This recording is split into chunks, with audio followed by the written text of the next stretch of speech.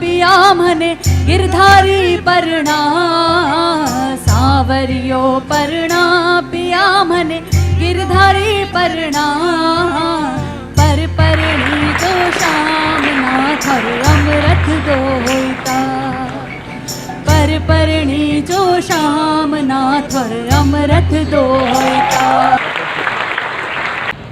In the last 30-35 years that I've been active with people, this has been a constant refrain. Thousands of people ask me this question. Sadhguru, where were you when I was 20? You have come when I'm 60. If you had come when I was 20, I would have lived like this, I would have done this, I would have done that. I've been hearing this continuously, so I decided we'll step out and meet all those people who are below 25 in this country and also outside. That's why this Youth of Truth. This effort is… see, what we call as life essentially is a combination of certain amount of time and a certain amount of energy. Time is passing for all of us at the same pace. If we sit, it passes. If we stand, it passes. If we do something, it passes. If we laze around, it'll pass. Awake, asleep, time is rolling for all of us. Only thing we can really manage is our energies.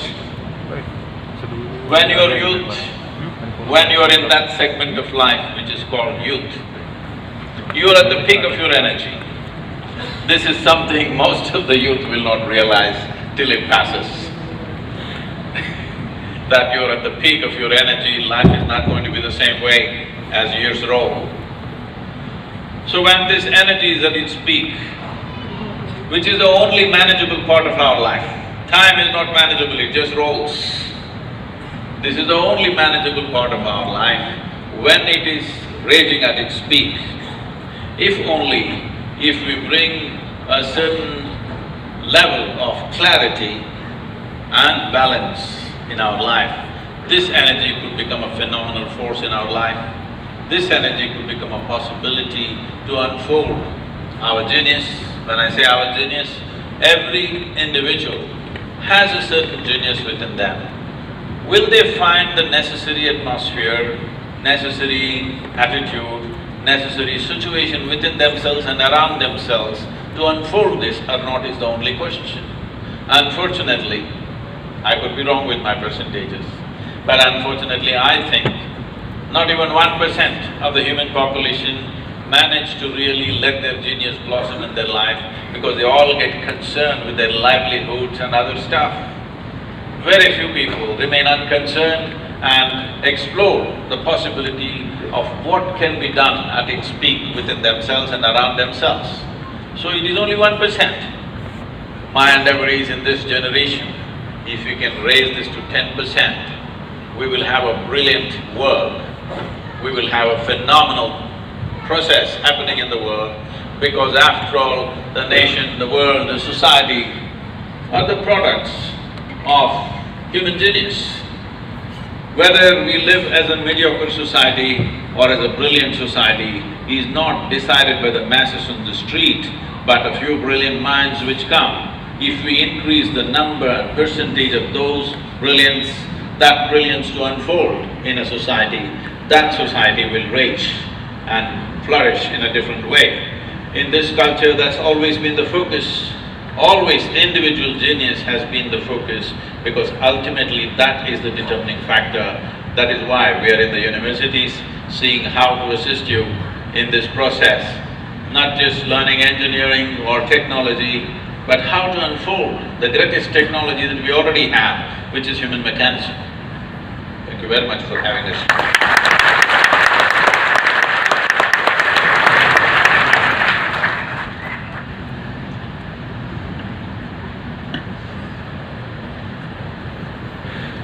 Good evening, everybody.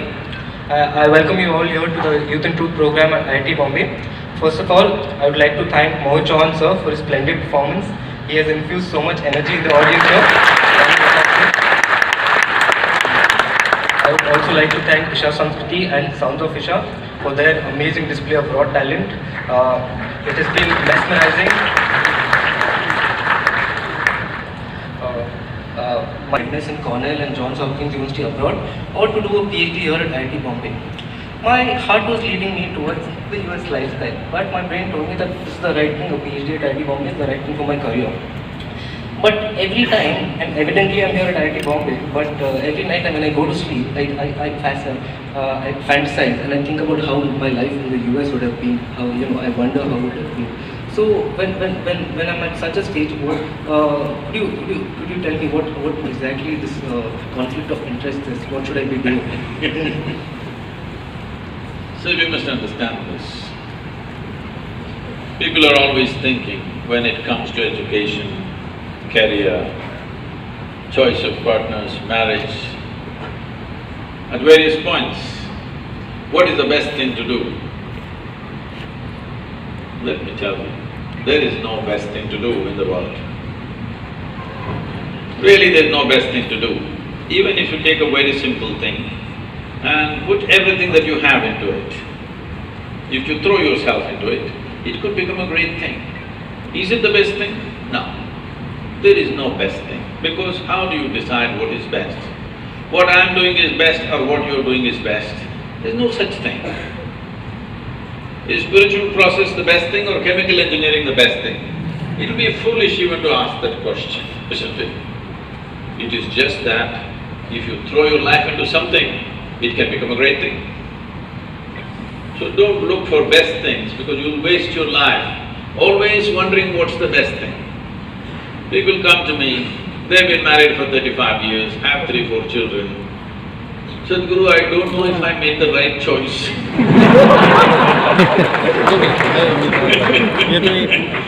I said, well, it looks like you've not been thinking, you've been acting 4 children. So, till the end of your life, you can go on thinking, what is the best thing, what is the best thing? There is no best thing. Whatever we put our heart and soul into and do it, it's a great thing. It may be a simple thing in somebody else's eyes, but in our experience it's a great thing, and that's what we should do.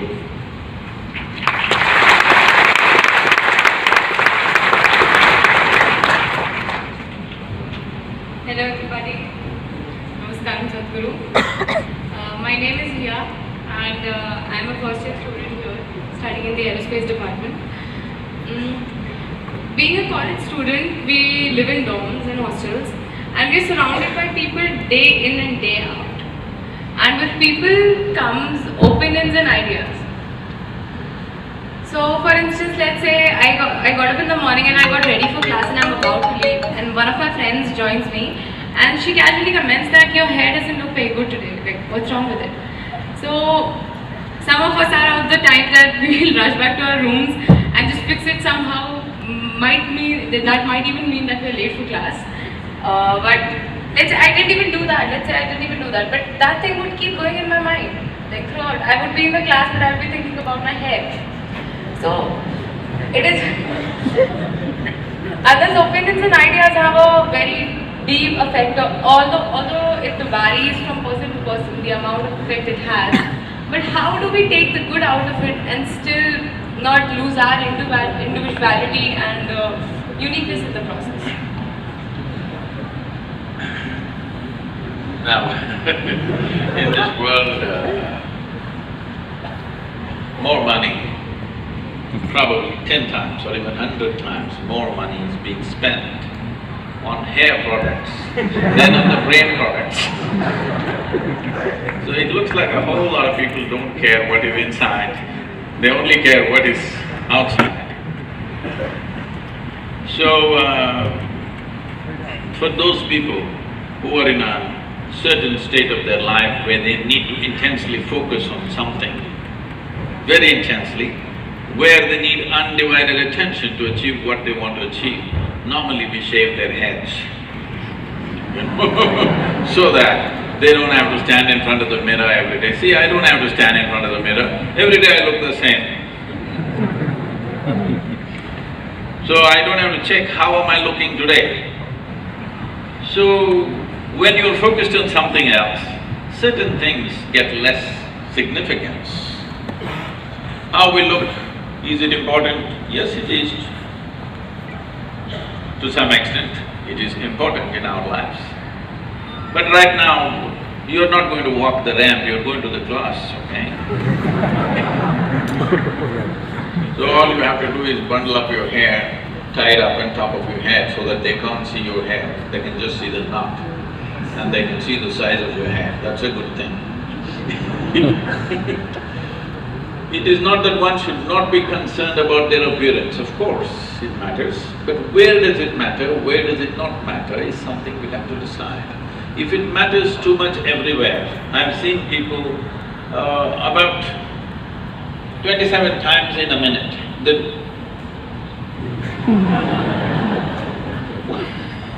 if you're adjusting your hair half the time in your life, what the hell are you going to do of any significance?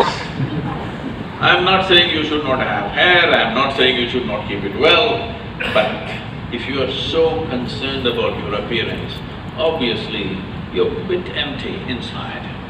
There's some more stuff within you. You would be so concerned about your appearance. Taking care of our appearance to a certain extent is important. Well, if you're going into the films or you're a model or something, you have to take care of it much more, maybe. But for an engineer, if you're presentable, it's fine. It's not… it doesn't end at the appearances. It's about the general opinions of life and about ourselves. Let's say anything about us that they have, that people have. They somehow… Whatever kind of opinions. Maybe behavioral traits, like somebody tells me, you speak very loudly, maybe. You speak very loudly all the time. Why do you do that?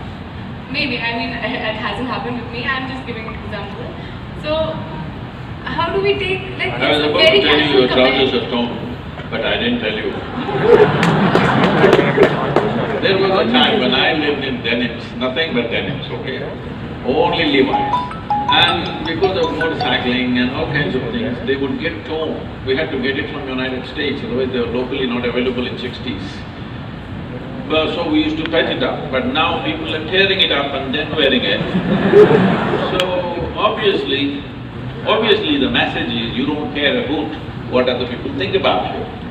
Let that come into every aspect of your life, you don't really care what other people are saying about you. That's the idea, isn't it? The idea of tearing up a new pants and walking is, you don't really care, but that's not the truth with a whole lot of people. How is it torn? Your pant is torn better than mine. So we've gotten into this mess essentially because we have not delved into what this is. There is no profound experience of yourself. Who you are is a bundle of opinions that other people have given. If 10 people say you're good, you will become very good. It's like this. You went outside, somebody told you, oh, you are the most wonderful person on this planet. Then you are floating on cloud number what? 49. In Tamil Nadu, we do 11. So you're floating on cloud number whatever, and you came home, they told you who you really are, and suddenly it'll crash the cloud. Floating on a cloud is not a wise thing, you're bound to crash, isn't it? Hello? Floating on a cloud is not a safe thing to do, you are bound to crash. So, whatever this floating on cloud number whatever is not a good thing because somebody blows you up. I must tell you this. If you have to settle this within yourself, one important thing is, this happened to me in a certain way. My daughter started traveling with me when she was 3.5 months old, alone. So I'm driving my little Maruti all over the country. This is the time when I'm building Asia Foundation. And my right leg is always heavy. So I keep one hand on this little baby and drive full on the highways, going from town to town, various programs and stuff. So she grew up in many people's homes. Every week she's a new home. I made one rule to all of them, never teach the girl anything. You're not going to teach her ABC, you're not going to teach her 1, 2, 3, you're not going to teach her Mary had a little lamb. because I don't care whether Mary had a lamp or not. Nobody teach her anything. So, because nobody is teaching her anything, she's all eyes and ears. By the time she's 18 months, she's speaking 3 languages very fluently. Nobody taught her anything. I said, no rhymes, no 1, 2, 3, no ABC, nothing. She grew up like this, and I won't have sent her to school, but my schedules were crazy, plus no company of that age group around. She's the only girl. So I put her into school. When she was around 12, one day she came home little disturbed because of what happened at the school. And she said, "You're teaching so many things to everybody, you're not teaching me anything." I said, "Well, I'm not known to do these things unsolicited. Now that you've come, we could try something." I said, "See, this is all you need to know. You never look down on anybody, nor do you ever look up at anybody." Then she looked at me like this, "What about you?" I said, "See, if you look up to me, you will miss me completely. If you look up to me, what will you do? You'll take my picture and nail it into the wall. You will miss who I am. The value of who I am will be completely missed if you look up to me. You have to just look at me for what I am, for everything that I do. Not look up to me. If you look up to me, you know, nailing is all that will happen. So this is a simple thing. Never look down on anybody, never look up to anybody. As simple as it sounds, this means you have no judgment in your head as to what is good, what is bad, what is high, what is low, what is virtue, what is sin. You're willing to look at life just for what it is. If you see life simply for what it is, you will effortlessly navigate through life. All these things will not even be an issue in your life.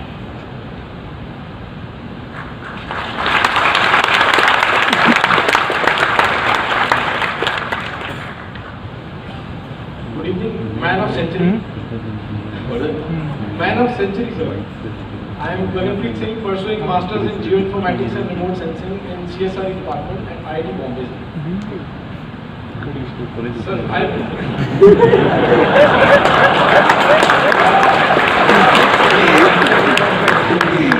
I'm sure this guy's popular out here. Sadhguru, I belong to land of 5 rivers, and now wherever I go there, for all the able people I see, everyone dreams of going to land of maple leaf right now, that we call it Canada. And when I interact with them, they have the one motive: we'll go there, we will earn in dollars and send back and adopt one of the village, build roads, all hospitals, schools. What is harm in it? There I see soldiers, farmers, social activists, teachers who are working at grassroots level. So if I get opportunity, because in IIT we will get some good opportunity to go abroad and earn Canadian dollars or work here, and whatever we can contribute in the tax, that is quite minuscule as compared to…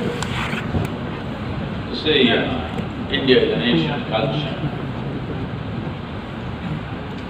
An ancient culture means there are many benefits, because there is immense wisdom, and there is also a heap of bullshit. Or an apathetic state. Yes. And the land has been ripped through completely. So naturally people want to go elsewhere and do the same, to another continent. Well, Punjab was an important part of the Green Revolution in this country. That's very wonderful. But at the same time, this Green Revolution became relevant in our country simply because we were in a desperate state. We had every 3 to 4 years bad famines, where sometimes millions of people died in the last century. But the last famine we have had is probably 1962 or 3. After that, we have not had a famine, we have had droughts, bad agricultural years, but no famines, no mass deaths at least. So it's fantastic. But these were desperate measures what we took, because to beat that situation, So we exploited the land in a certain way, which is not healthy long term, but we did it because it was kind of emergency for the nation. So now, should I go abroad and send Canadian dollars? I'm not saying you should not go abroad. If you think you're going to learn something better there, acquire some more skills, then you can gather here. If there are possibilities, or even if you're going to work there, but don't think in terms of you'll earn dollars, then come back and build your village. That's a long shot. Actually, what we need in this country is not necessarily dollars. What we need in this country is a corruption-free, clear, focused and dedicated people. That's what we're missing.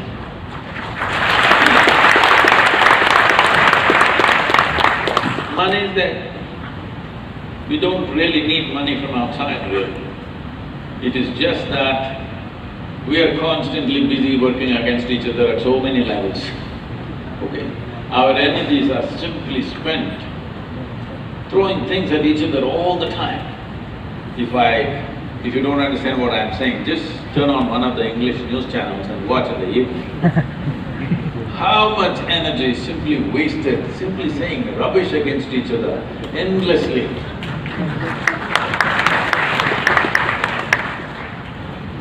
And slowly we are losing all sense of civilization in this argument. We think we are debating. No, we are just shouting abuses at each other and think we are debating. And debate means to explore, to use two brains instead of one to explore something. That is a debate. Not simply throwing things at each other is not debate. We can as well throw stones at each other. Instead of hurling abuses, at least it'll end soon. So this is going on, immense waste of energy, no cleanliness. When I say no cleanliness, I mean, a whole lot of people are simply innocent of integrity. They're not corrupt, they're just innocent of integrity. They don't know what it is. Because we are a nation who are not controlled by any moral code. Nobody told us, thou shalt not do this or that. Nobody told us. But in this culture, we managed ourselves by constantly stirring up human consciousness in every generation. Well, you also come from the land of gurus, because the idea is to stir up human consciousness rather than give you a set of morals to follow. Because morals can be supported by anybody. But when it arises within you, it's a natural expression of who you are. So this has been the process. But over a period of time, because of invasions and occupations, this system of transmitting consciousness or invigorating human consciousness, those systems have largely collapsed. Today anybody can read half a book, which is considered sacred, can become a guru and do whatever they want, all right? You have a lot of them in land of fire rivers. Because this system has collapsed, people have not invested their life into knowing something. They're just reading half a book and trying to preach. Reading book and preaching was significant when everybody else was illiterate. Now that literacy has grown, you read a book and tell somebody it doesn't mean a damn thing, they can read it themselves. So this is going to become irrelevant even in a school and college in the coming years as technology develops. Reading a textbook and telling them what it is all about will become irrelevant in the next 10–15 years. So similarly, reading scriptures and telling people what it is has already become pretty irrelevant, because everybody can read and understand better than the preacher, most probably. So this process of what shall I do? Should I go there and send dollars? If you are going there to pursue something, it is fine. If you think there is some form of skill or education or knowledge or even a profession which is not available here, you want to go there, it is fine. But you are going there to make dollars and send it back. Please don't waste your life like that. There is so much to be done here. If you have integrity, why I'm focusing on integrity is, this has been a scarce thing. I must tell you this. About 7-8 years ago, I was in the United States and somebody told me, Sadhguru, if you type the word spiritual on the net, every day over 100,000 people are typing the word spiritual. I said, is that so? That many people are typing the word spiritual? Because I never typed that word. I said, type it, let's see what comes. So on the Google, if you type spiritual, first thing that comes up is a spa in Mexico. Second thing that comes up is a call girl in Northern California. She has spiritual sex, spiritual whatever. She knows the SEO, you know. She's used spiritual in 25 different places in her website. So if you say spiritual, she comes up. Then I thought, this is a shame. For thousands of years, anything spiritual means people look east towards India. So I said, let's open a platform as a spiritual gateway to the world, India. So all the spiritual, whatever nonsense you have, everybody put their official page on one platform. If they want to put more, they'll have to pay, but one page is free for everybody. If the world types out spiritual, this big site will come. And every form of spirituality is there, people can choose where they want to go. And we thought we will bring some kind of a standard, 3 things you must do, 3 things you must not do when people from outside the country come to you. So for the first time, I had never met any spiritual leader in the country. I had never seen them, I had never shared platforms with them, nor I had visited their ashrams. I never had time for those things, I was just busy with what I was doing. For the first time, I made an attempt to meet a lot of people. Well, I met many absolutely wonderful people who are doing great work. But it was also amazing to see that a whole lot of them are completely innocent of integrity. They just don't know what it is. Really, it's incredible. If I walk into an airport or a golf course, I meet better men who don't know anything about spirituality, but they're better men. Just to give you an example, I'm walking in this ashram of theirs, somebody, a big man. As an organization, they're way bigger than us. So I'm walking with him and then I see some nice trees in the ashram. Then I say, you really have some nice trees, big trees. He said, without looking at the trees, that's our Panchavati. I looked there were only 4 trees. Then I said, but there are only 4 trees there. I said, 4, 5, you know, this 4, 5 is all Maya. 4, he's just surprised that I'm actually counting 4. When he says 5, it's 5, 4 and 5 is all Maya, you know. There's only 0 on the infinite, in between all is Maya.